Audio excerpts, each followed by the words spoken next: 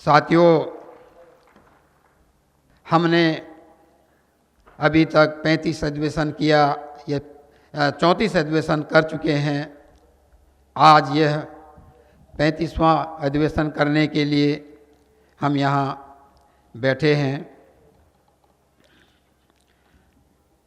हम जिस मकसद के लिए कार्य कर रहे हैं, उस मकसद को प्राप्त करने के लिए हमें काफ़ी त्याग, बलिदान और समर्पण की आवश्यकता है।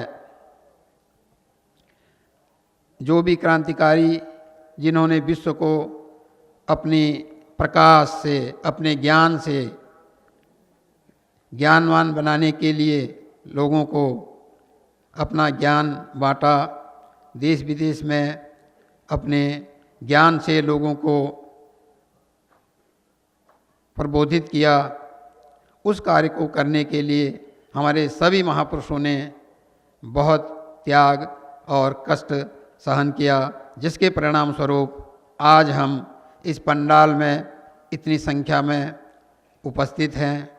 और ये कार्यक्रम के लिए हमने जो आयोजन किया है 4 दिन का, उसमें चर्चा और परिचर्चा करने के लायक बने और चर्चा परिचर्चा करने के लिए हम यहाँ एकत्रित हुए। साथियों, इस कार्य में, इस कारवां में परेशानी होती है, डेफिनेटली परेशानी होती है।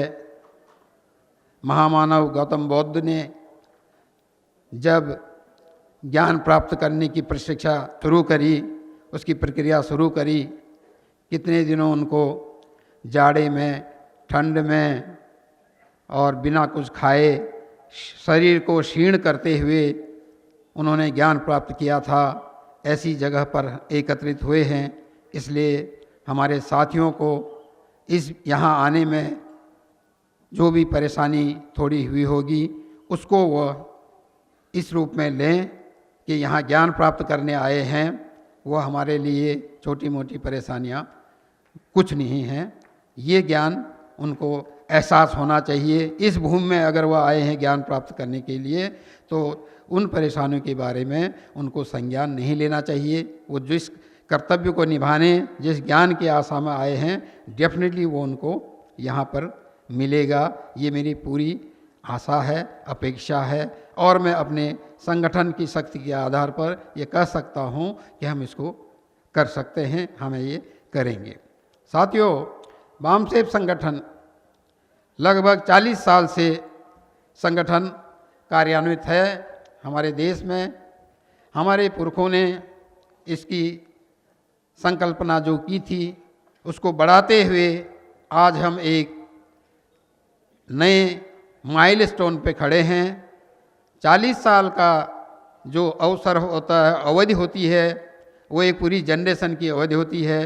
एक जनरेशन हम पूरा कर चुके हैं। अब हम इसको दूसरी जनरेशन में लेने वाले हैं। दूसरी जनरेशन में लेने के लिए हमें अपनी पुरानी जनरेशन से इंस्पायर लेकर नई जनरेशन को उस लाइन पे चलाने की प्रेरणा मिलती है और वह हमें चलानी है। क्योंकि अगर हम अपने महापुरुषों के, अपने संस्थापकों के, अपने पूर्वजों के विरासत को आगे नहीं बढ़ाए, तब हम आंदोलन में सफल नहीं हो सकते। साथियों, इसलिए जिन महापुरुषों ने हमें ये थाती सौंपी है, ये विरासत सौंपी है, उसी विरासत के आधार पर हम इसको आगे बढ़ाना का प्रयास करेंगे और आप लोगों का उसमें साथ और सहयोग चाहिए। क्योंकि महापुरुषों के विचारों को बढ़ाने के लिए लगातार उसका प्रचार और प्रसार करने की आवश्यकता होती है। साथियों, ये आप लोग भली बात जानते हैं। महान प्रसिद्ध तत्ववेता मैजिनी कहते हैं कि आप किसी महान आदमी की हत्या कर सकते हो फिजिकली, लेकिन उनके दिए हुए विचारों की हत्या नहीं कर सकते हैं। इस बात से असहमत जताते हुए बाबा साहब डॉक्टर अंबेडकर जी कहते हैं कि आप किसी महान व्यक्ति की हत्या कर सकते हो और उसके साथ साथ उनके विचारों की भी हत्या कर सकते हो अगर उस विचार का प्रचार प्रसार करने वाले लोग जिंदा नहीं रहें। साथियों, ये कोट बाबा साहब ने अपनी किताब क्रांति और प्रतिक्रांति में ये मेंशन किया हुआ है। उन्होंने इसके साक्ष्य के रूप में उसी बात को साबित करने के लिए उन्होंने उदाहरण उद्धृत किया है। उन्होंने लिखा कि मौर्य साम्राज्य के सम्राट अशोक के पोते राजा बृहदत्त की हत्या का उदाहरण उन्होंने उसमें मेंशन किया। वे कहते हैं कि मौर्य सम्राट के सम्राट अशोक के राज्य का राजधर्म बौद्ध धर्म था, जिसे उन्होंने देश विदेश में एक मानव मुक्ति का धर्म समझकर विश्व के कोने कोने में फैलाने में कोई कसर नहीं छोड़ी। केवल उतना ही नहीं तो उन्होंने दृढ़ किया कि यह सिलसिला उनके राजा बृहदत्त के उनके पौत्र बृहदत्त के कार्यकाल तक चलते रहा। जब पुष्यशुंग मित्र ने भरी सभा में राजा बृहदत्त की हत्या की और अपने को राजा घोषित किया, इतना ही नहीं, वहीं पर नहीं रुका, उसने अपने राज्य का राजधर्म बदलकर वैदिक सनातनी धर्म किया, जिसे ब्राह्मणी धर्म के नाम से जाना जाता है। पुष्यशुंग मित्र यहीं पर नहीं रुका, इस धर्म के पालन पोषण के लिए उसने एक बहुत कड़ी, सख्त और मूल्यवान बहुजन समाज को हमेशा के लिए गुलाम बनाने की ऐसी संहिता की रचना कराई जिसे मनुस्मृति कहा जाता है। पुष्यशुंग मित्र केवल इतने पर नहीं रुका, उसे यह पता था बौद्ध धर्म को देश विदेश में फैला हुआ है, उसका एकमात्र कारण संगठित, अनुशासित, समर्पित बौद्ध भिक्षुक हैं, जिसे बौद्ध धर्म के प्रचार प्रसारक कहा जाता है। उस बौद्ध भिक्षुक प्रचारकों का सर से धड़ कलम करने का उन्होंने राज्यादेश जारी किया। उन्होंने कहा था जो भी व्यक्ति यह कार्य करेगा उसे 100 स्वर्ण मुद्राएं इनाम में दी जाएगा। इस तरह से केवल उसने राजपाट ही अपने कब्जे में नहीं लिया, बल्कि जिस विचार पर वह राजपाट टिका हुआ था उस समता, स्वतंत्रता, न्याय, भाईचारा और मानवीय मूल्यों पर आधारित सभ्यता को भी पुष्यशुंग मित्र ने एक ही झटके में खत्म करने की कोशिश की और वो बहुत बड़े पैमाने पर सफल रहा।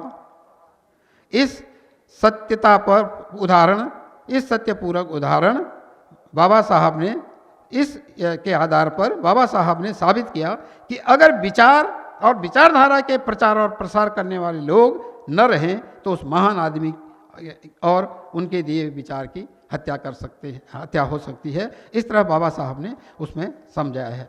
इसलिए हम देखते हैं साथियों, बाबा साहब अम्बेडकर जी ने अपने सार्वजनिक आंदोलन की शुरुआत मनुस्मृति का दहन करते हुए 25 दिसंबर 1927 को की। उन्होंने अपने साथियों को संबोधित करते हुए कहा कि हमारा आंदोलन महान है क्योंकि हमारे आंदोलन का लक्ष्य महान है। छुआछूत की प्रथा, रूढ़िवादी प्रथा परंपरा यह केवल एक मात्र प्रथा नहीं है, यह रूढ़िवादी प्रथा एक व्यवस्था से निकल कर आई है, उस व्यवस्था से निर्मित हुई है। इस व्यवस्था की जनक वह व्यवस्था है जो गैरबराबरी पर आधारित है। इसलिए उस व्यवस्था में परिवर्तन लाना, उसमें बदलाव लाना, यह मेरा उद्देश्य है और मनुस्मृति उस व्यवस्था का प्रतीक है। इसलिए हम आज इसे जला रहे हैं। छुआछूत यह केवल मात्र छोटी समस्या है। अगर हमारे आंदोलन का लक्ष्य, उद्देश्य हमारे महापुरुषों के उद्देश्य के अनुरूप है तो हमें भी उस व्यवस्था में परिवर्तन करना होगा और नई व्यवस्था का निर्माण करना होगा जो संवैधानिक व्यवस्था आज हमारे पास मौजूद है। तो साथियों, इस तरह हम देखते हैं कि बाबा साहब ने जो अपने आंदोलन शुरुआत की थी, मनुस्मृति का दहन किया था, वो इसीलिए किया था, ये उसको साबित करने के लिए किया था कि हमारा आंदोलन बहुत महान है। हम या जो आंदोलन, हमारे महान आंदोलन को जो प्रतिबिंब, जो रिवर्स करता है, मनुस्मृति उसके हक अधिकार को नहीं देता है, उसको ख़त्म करने का काम किया था। साथियों, तो आज भी 25 दिसंबर है, वो 25 दिसंबर 1927 था, आज 25 दिसंबर 2018 है। तो साथियों, उसी कार्य को हम करने के लिए यहाँ एकत्रित है। अगर आप इससे प्रेरणा लेकर आगे बढ़ते हैं तो डेफिनेटली हम इस कार्य में सफल हो सकते हैं और हमारे आंदोलन का जो लक्ष्य उद्देश्य महापुरुषों के उद्देश्य के अनुरूप है, तो हमें भी इस व्यवस्था में परिवर्तन करना होगा और नई व्यवस्था का निर्माण करना होगा। आज़ादी के बाद जब डॉक्टर बाबा साहब अम्बेडकर जी को मौका मिला तो उन्होंने भी दुनिया का सर्वश्रेष्ठ संविधान बनाकर यह साबित किया कि हम किसी से कम नहीं हैं। परंतु वो यह भी जानते थे कि संविधान कितना भी अच्छा क्यों न हो, अगर उसे लागू करने वाले अच्छे नहीं रहे तो वह निर्जीव भी साबित होगा, क्योंकि वो यह भी जानते थे और समझते थे कि हम लोगों ने राजनीतिक स्तर पर बराबरी स्थापित की, परंतु समाज में जो आर्थिक और सामाजिक गैरबराबरी उसे पाटने के लिए संवैधानिक व्यवस्था काम नहीं करेगी, तब लोकतांत्रिक संवैधानिक व्यवस्था सफल नहीं हो सकती, जिसका परिणाम आज हम देख रहे हैं। आज वर्तमान में जो संवैधानिक व्यवस्था है उसे चलाने वाले उसके प्रकृति एवं मानसिक कुंठित लोग हैं, उसे वे कतई किसी भी हालत में सफल नहीं होने देंगे। वे कभी भी उस संविधान के लक्ष्य को हासिल नहीं होने देंगे, क्योंकि वे उस जो उद्देश्य भारतीय लोगों ने अपनी व्यवस्था को चलाने के लिए अंगीकृत की, अधिनियमित की और आत्मार्पित की, उस व्यवस्था के तत्वता और क्रियात्मकता को वो विरोधी लोग हैं। वे ऊपरी तौर पर भारतीय कहते हैं, लेकिन वह अपने आप को तत्वता भारतीय मानते नहीं हैं। भारतीय होने का मतलब संविधान ने उस प्रतिज्ञा को पूर्ण करना जिसे हमने अंगीकृत किया, अधिनियमित किया और आत्मार्पित किया, परंतु यह कार्य वे इसलिए भी नहीं कर सकते क्योंकि उनके खून में आर्यों के गुण हैं, न कि भारतीयों के। साथियों, यहाँ मैं एक चीज़ ये इस मंच से मैं अनुरोध करना चाहूँगा। हमारे जो आज के दोनों वक्ता लोग आए थे, विनम्रतापूर्वक हमारे जस्टिस साहब ने भी हिंदुस्तान शब्द का यूज किया और अंसारी साहब ने भी हिंदुस्तान शब्द का यूज किया, तो इस शब्द को हमें अवॉइड करना चाहिए। संविधान के प्रमोलन में लिखा है we the people of India, India that is Bharat. तो हमारे देश का नाम भारत है या इंडिया है, कहीं भी हिंदुस्तान नहीं है। आप लोग जबरदस्ती उनको रिकॉग्निशन दे रहे हैं कि ये स्थान उनका है। तो साथियों, मैं अपने दोनों सम्मानी जस्टिस लोगों से जस्टिस और एडवोकेट साहब से ये अनुरोध करूंगा कि इस शब्द का प्रयोग जितनी जल्दी हो सके वो स्वयं तो बंद करें, साथ ही साथ अपने पूरे कौम में, अपने समाज में इस बात को प्रचारित करें। तो साथियों, जो भी अपने आप को भारतीय कहता है, मानता है, उसे इस व्यवस्था को लागू करने का जिम्मा उठाना होगा और एक भारतीय संगठन के होने के नाते हमारा यह कर्तव्य है कि उसे लागू करने का बीड़ा हम ही उठाएं। और बामसेप ने इसे 40 साल से उठाया है, अपने कंधे पर लिया है, निरंतर वो आगे बढ़ रही है और इसको आगे उठाएगी। और इसको करने के लिए हमें अधिक से अधिक लोगों के पास जाना होगा, अधिक से लोगों के साथ संपर्क करना होगा, अपनी विचारधारा को, अपने पुरखों की विचारधारा को हमें जन जन तक पहुंचाना होगा, अपने आंदोलन का संदेश पहुंचाना होगा। उसके साथ साथ संदेश पहुंचाने के साथ साथ हम लोगों से संवाद प्रतिस्थापित करना होगा। बिना संपर्क और संवाद के हम उनके दिल की बात, उनके मन की बात, अपने समाज के मन की बात नहीं समझ सकते और बिना समझे कोई कार्यनीति हम नहीं बना सकते और बिना कार्यनीति के उसका क्रियान्वयन नहीं कर सकते। बिना क्रियान्वयन के हम कोई भी परिणाम हासिल नहीं कर सकते। अगर इसके बिना हम करने की कोशिश करते भी हैं तो वो उतना कारगर नहीं हो सकता जितना कि आवश्यक होता है। साथियों, लोकतंत्र के हथियारों को अगर लोकतंत्र के हथियार से हम पराजित करना है तो इससे बेहतर विकल्प नहीं हो सकता। हमें संविधान के दायरे में रहकर समाज में जो सामाजिक और आर्थिक असमानता है उस दूरी को पाटने का, उसे कम करने का अभियान चलाते हुए हमें उसकी गैर राजनीतिक जड़ों को मजबूत करनी होगी। इसके लिए लगन, परिश्रम, त्याग, बलिदान, समर्पण का होना बहुत जरूरी है। अगर हम वास्तव में व्यवस्था परिवर्तन चाहते हैं और चाहत के साथ उसे नए निर्मित व्यवस्था के फल चखना चाहते हैं तो उसके लिए एक निर्धारित कीमत चुकानी पड़ती है। जिस समाज में उस सामाजिक आंदोलन उसके सामाजिक आंदोलन की नींव के पत्थर निर्मित नहीं होते, उस समाज की इमारत कभी मजबूत नहीं हो सकती, और जिसकी इमारत मजबूत नहीं होती उसकी कभी छत मजबूत नहीं होती। इस तरह से उस इमारत का गिरना तय है, और कोई भी सूझबूझ वाला आदमी उस घर में रहना पसंद नहीं करेगा जिसे उसकी ज़िंदगी की कोई गारंटी न हो। जिस समाज में बलि के बकरे निर्माण होते हैं वह समाज एक मुर्दा कौम में तब्दील हो जाता है, और मुर्दा कौम कभी जिंदा लोगों का आंदोलन नहीं लड़ सकती। इस बारे में एक मशहूर शायर गालिब कहते हैं, मिटा दे हस्ती अगर कुछ मर्तबा चाहे कि दाना मिलकर गुले गुलजार होता है। बाबा साहब डॉक्टर अंबेडकर हमेशा कहते थे कि टूटे फूटे लोगों को कभी मान सम्मान नहीं हासिल हो सकता है। अगर हमें हमारे समाज को, अपने समाज के महापुरुषों के लक्ष्य को हासिल करना है, और हमें सघन संपर्क, संवाद, और उस संवाद को सुसंवाद में तब्दील करना होगा। ब्राह्मणी व्यवस्था ने जो हमें हजारों जातियों में बांटा है, उसमें एक दूसरे के खिलाफ रखने की भावना का निर्माण किया है, ताकि यह लोग आपस में एक दूसरे के साथ नफरत करें, इनमें संवाद स्थापित न हो। उस दीवार को हमें गिराना होगा, उस दीवार को गिराकर उनके साथ सुसंवाद स्थापित करना होगा।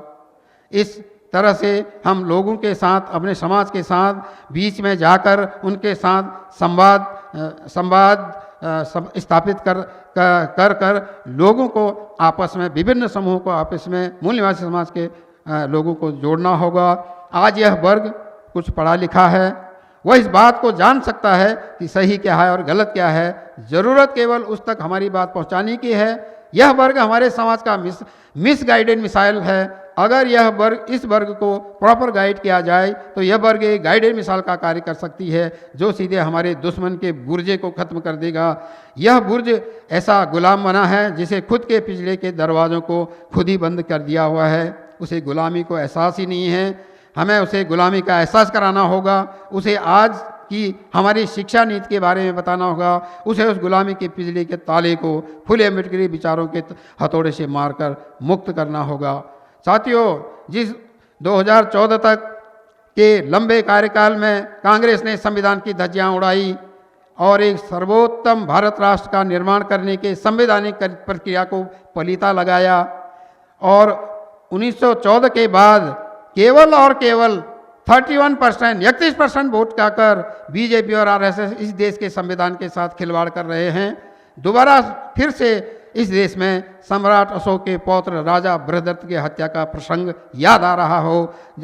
जिस तरह से पुष्यशंकुमित्र ने राजा बृहदत्त की हत्या करके मनुस्मृति की रचना एवं प्रतिस्थापना की, आज उसी पुष्यशंकुमित्र की भूमिका में आरएसएस और बीजेपी है। इस बात को हमें समझना होगा और लोगों को समझाना होगा। इसलिए साथियों, इस बात को समझाने के लिए हम पूरे देश में अपने अभियान के माध्यम से सारे देश में एक संदेश, संपर्क, संवाद और सुसंवाद का अभियान चलाएंगे, जिससे मैक्सिमम लोगों को हम इसमें जोड़कर अपनी समस्याओं का समाधान कर पाएंगे। साथियों, टाइम हम काफ़ी पीछे चल रहे हैं, इसलिए मैं आप लोगों का, हमारे बीच में जो जस्टिस आए और एडवोकेट साहब आए और हमारे जितने भी लोग बाहर से आए हैं, उनका मैं एक बार पुनः हार्दिक धन्यवाद करते हुए मैं आपकी बात समाप्त करता हूँ। जय भीम, जय मूल निवासी।